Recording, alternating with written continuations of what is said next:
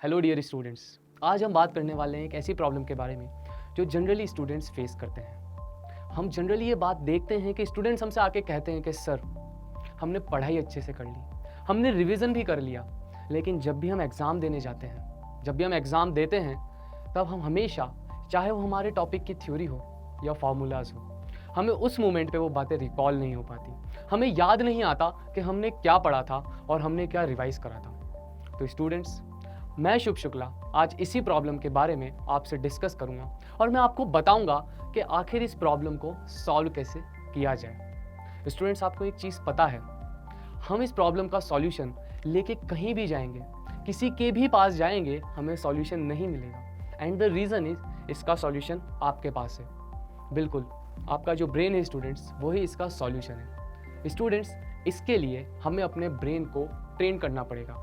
We have to train our brain. अब आप में से बहुत सारे स्टूडेंट्स कहेंगे sir we have to train our brain, but how, कैसे सर? आपने हमें बता दी हमारी मंजिल ये है, बस रास्ता बताना बाकी है। स्टूडेंट्स, सबसे पहले आपको जो चीज़ करनी है वो है focus increase. You have to focus on what you are studying. Students, ऐसा जनरली हम देखते हैं कि हम जब पढ़ते हैं, ड्यूरिंग दैट टाइम हम जो पढ़ रहे हैं उस पर फोकस नहीं करते, हमारा माइंड इधर उधर फ्लैटर करता है। अब आप कहेंगे सर यही तो मेन प्रॉब्लम है, इसको कैसे कम किया जाए या इसको कैसे ख़त्म कर दें हम कि हमें आगे जाके ये प्रॉब्लम फेस करनी ही ना पड़े। तो स्टूडेंट्स, हमें हमारे सीनियर्स या हमारे जो बड़े हैं, चाहे वो आपके टीचर्स हो या हो आपके पेरेंट्स, हमेशा आपको एक चीज़ के लिए गाइड करा होगा कि बेटा जब भी पढ़ो तो शांत वातावरण में पढ़ो, जो आपका सराउंडिंग है वो शांत रहे ड्यूरिंग योर स्टडीज़। इस चीज़ का आपको बिल्कुल ध्यान रखना है। और दूसरी चीज़ एक और है बेटा, 5 मिनट हमें निकालने हैं। हम सुबह उठते हैं, उठने के बाद में हमें सिर्फ और सिर्फ 5 मिनट का टाइम देना है। 5 मिनट हमें करना क्या है? 5 मिनट हमें मेडिटेशन को डेडिकेट करने हैं। उसका फ़ायदा ये होगा स्टूडेंट्स, धीरे धीरे करके जो आपका फोकस है, जो पहले बहुत कम था, उसका ग्राफ इंक्रीज़ होगा। आपका जो फोकस है वो बेहतर होता जाएगा। ऐसा आप नोटिस करेंगे अगर आपने इस एक्सरसाइज को कंटिन्यू रखा। अब स्टूडेंट्स, जब आप रिकॉल करेंगे ड्यूरिंग द एग्ज़ाम, अगर हमने फोकस करके अच्छे से पढ़ाई करी और जब हमने एग्ज़ाम में रिकॉल करा, तो आप देखेंगे बेहतर प्रोबेबिलिटी है कि आपको वो चीज़ें रिकॉल हो जाएगी। सिर्फ फोकस इंक्रीज करने से काम चल जाएगा? नहीं बेटा, हमें थोड़ी सी और मेहनत करनी है। हमें ब्रेन को विजुअलाइजेशन के लिए भी ट्रेन करना है। विजुअलाइजेशन, बिल्कुल बेटा, हमें क्या करना है? मान लीजिए फॉर एन एग्जाम्पल, आपके टीचर ने क्लास ली, आपकी क्लास हुई 1.5 आवर टू 2 आवर अप्रॉक्सीमेटली। 1.5 से 2 घंटे की क्लास जब ख़त्म होती है, जब हम हमारा बैग पैक करते हैं, तो स्टूडेंट्स उससे पहले सिर्फ हमें 2 मिनट चाहिए। सिर्फ 2 मिनट का टाइम आपको देना है।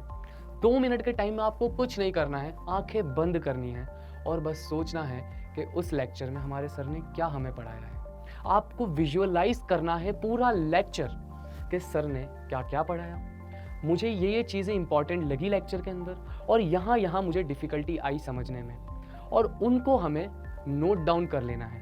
उनको हमें नोट डाउन कर लेना है। अब आप कहेंगे सर नोट डाउन कर लिया, उसके बाद बेटा नोट डाउन करने के बाद में हमें इसमें हेल्प मिलेगी, वो है रिवीजन के दौरान। जब आप रिवीजन करेंगे स्टूडेंट्स, तब आपको इसकी हेल्प मिलेगी। अब कैसे? पहले तो मैं वर्ड रिवीजन की बात करता हूँ। आप में से बहुत सारे बच्चे मुझसे कहेंगे कि सर रिवीजन करने की सब कहते हैं, हमें सब बताते हैं कि हमें रिवीजन करना चाहिए, but the point is sir revision कैसे किया जाए?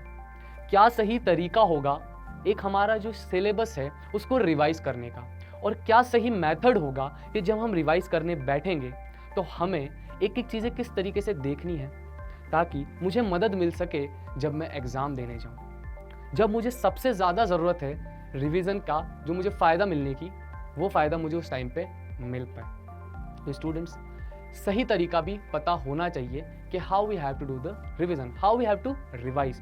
तो स्टूडेंट्स, इसके लिए हमारे पास में 3 पॉइंट्स हैं। इन तीनों पॉइंट्स का आपको अच्छे से ध्यान रखना है। सबसे पहला पॉइंट आता है मेक शॉर्ट नोट्स।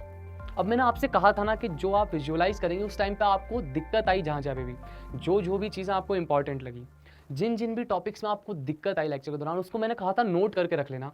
वो नोट करने के लिए कहा था मैंने यहाँ पे अगर आपने जो भी इंपॉर्टेंट कॉन्सेप्ट्स हैं, जहाँ पे भी आपने प्रॉब्लम फेस करी, उनके शॉर्ट नोट्स बना लिए, हमें उनको रिवाइज करना है।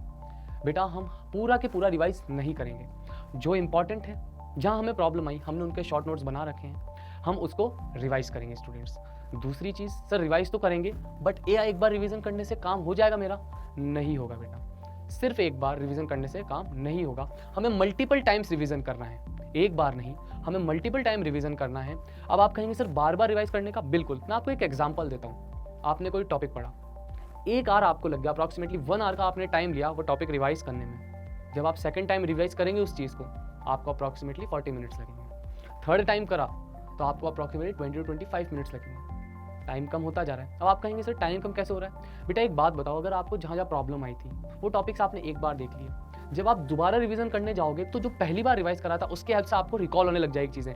एक आपके सामने कोई पेज आया, उस पर आपने पर्टिकुलर फॉर्मूलाज टॉपिक्स लिख रखे हैं, आप जैसे ही उस पेज को देखेंगे आपको लगेगा यस ये इसका ये था, हमने इसको इस तरीके से पढ़ा था, हम वो सारी चीज़ें कनेक्ट कर पाएंगे। थर्ड टाइम रिवीजन करेंगे तो जो 2 बार रिवीजन हो चुका है उसकी हमें हेल्प मिलेगी, तो हमारा रिवीजन और स्पीड अप हो जाएगा और हम सारी चीज़ें रिवाइज जल्दी से जल्दी कर लेंगे। और बेटा होगा क्या, जब आप मल्टीपल टाइम रिवीजन कर लेंगे तो बहुत ज़्यादा हाई प्रोबेबिलिटी है इस चीज़ की कि जब आप एग्जाम देंगे एट दैट मोमेंट आपको सब कुछ रिकॉल होने वाला है। फिर एक और चीज़ स्टूडेंट, जो मेरा third and most important point है, एक्टिवेट टीचिंग मोड। आपको भी टीचिंग मोड में आना है। आप कहेंगे सर हम पढ़ाने लग जाएं, बिल्कुल। अब कैसे? बेटा आपके जो क्लासमेट्स हैं, आप गए, आपके किसी क्लासमेट ने आपसे कहा कि यार मुझे इस चीज़ में प्रॉब्लम है, क्या आप मुझे ये चीज़ पढ़ा सकते हैं? तो हमें उसको पढ़ाना है, हमें उसको वो पूरा टॉपिक एक्सप्लेन करना है। उससे बेटा आपके क्लासमेट की हेल्प तो होगी, लेकिन उसके साथ साथ आपकी भी हेल्प होगी, क्योंकि जब हम किसी चीज़ को किसी को पढ़ा देते हैं, किसी को एक्सप्लेन कर देते हैं, तो वो टॉपिक हमें भी बहुत अच्छे से क्लियर हो जाता है। तो स्टूडेंट्स ये 3 पॉइंट्स थे जिसका हमें सबसे ज़्यादा ध्यान रखना है। अगर आप इनको फॉलो करेंगे तो आपका बहुत अच्छे से रिवीजन हो जाएगा। तो आप इन बातों को बिल्कुल याद रखिएगा। मेरे साथ में वापस से बोलें कि किस किस चीज़ का मैंने आपको ध्यान रखने का है। सबसे पहली चीज़ क्या थी बच्चों? सबसे पहली चीज़ थी आपकी फोकस। हमें फोकस होकर हर काम करना है। फोकस इंक्रीज करने के लिए मैंने आपको बता दिया है, मेडिटेशन इंपॉर्टेंट है। दूसरी बात मैंने आपसे कही थी विजुअलाइजेशन, किस तरीके से हमें विजुअलाइजेशन की हेल्प लेनी है। तीसरा मैंने आपसे कहा था रिवीजन, और रिवीजन के अंदर मैंने आपको 3 पॉइंट्स बताए थे जिनका ध्यान हमें रखने की बहुत ज़्यादा ज़रूरत है। ऑलराइट स्टूडेंट्स, अगर हमने इन बातों का ध्यान रख लिया तो मैं आपसे 100% ये कह रहा हूँ कि आप कभी भी नहीं भूलोगे। आपको कभी भी जो प्रॉब्लम आती है रिकॉल करने में, वो कभी फेस नहीं करनी पड़ेगी। आप हर बार देखिएगा जो भी आप सब टॉपिक है या आपका टॉपिक है उसको रिकॉल कर पाएंगे। तो स्टूडेंट्स इन चीज़ों का आपको ध्यान रखना है। और स्टूडेंट्स एक बात और वो बात यह है, motivation is what gets you started, habit is what keeps you going. बेटा मोटिवेट होके आप किसी चीज़ को परस्यू कर सकते हो, किसी चीज़ को स्टार्ट कर सकते हो, लेकिन जब तक आप उसको अपनी हैबिट नहीं बना लेते आप उसे कंटिन्यू नहीं कर पाएंगे। Make the things your habit. अगर आपने उसकी हैबिट बना ली तो आप डेफिनेटली आपके टारगेट को अचीव करेंगे। सो स्टूडेंट्स, इसी के साथ में मैं आपको ऑल द बेस्ट कहना चाहूँगा। All the best for your career ahead.